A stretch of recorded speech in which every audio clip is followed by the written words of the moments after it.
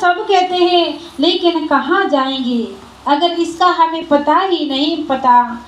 संतों ने कहा, चलन चलन सब कोई कहे, मोहे अंदेशा और नाम न जाने गांव का, तो पहुँचेगा कहीं ठोर। अगर हमें कहीं जाना है, हम आपके गांव में आए हैं, और अगर हमें पता ही नहीं होता, मालूम ही नहीं होता है कि हमें कहाँ जाना है, और हम यूं ही चले आते तो हम यहाँ नहीं पहुँच पाते।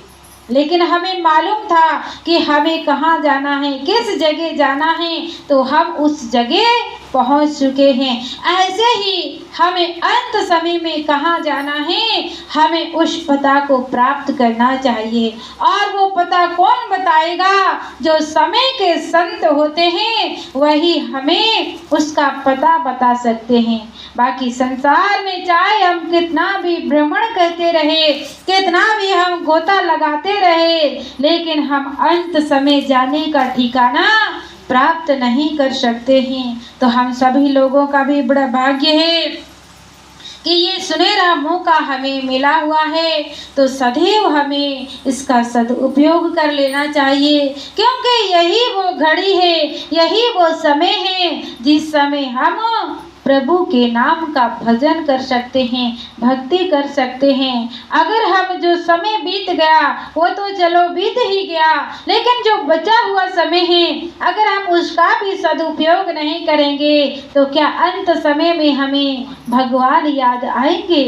अंत समय में भगवान याद आने वाला नहीं, क्योंकि जीवन भर हमने इस मन को माया में लगाया।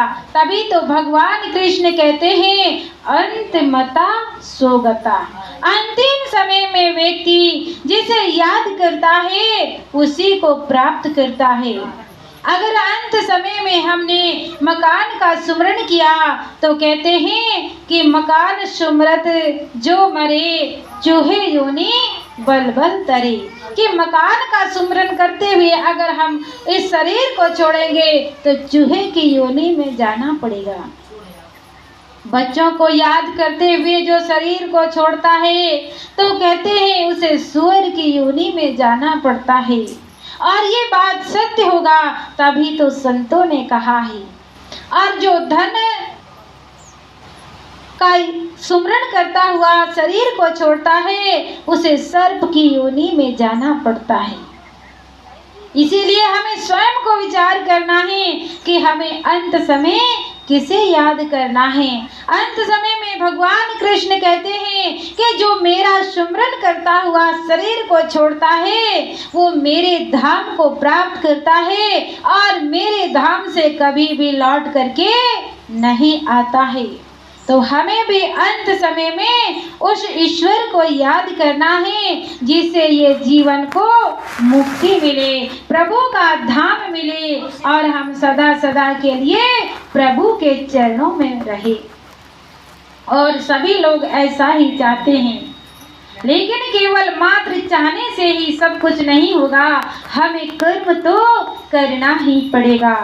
अगर हमें भूख लगी होती है तो हम भोजन बनाते हैं, बनाने के बाद हम अपने हाथ से स्वयं खाएंगे नहीं, तब तक हमारा पेट नहीं भरेगा।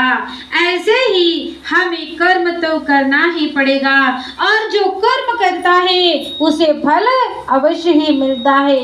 हम अच्छा कर्म करेंगे तो उसका अच्छा ही फल मिलेगा और अगर हम बुरा कर्म करेंगे तो उसका फल भी वैसा ही मिलेगा। तो हम सभी लोगों को ये सुनहरा अवसर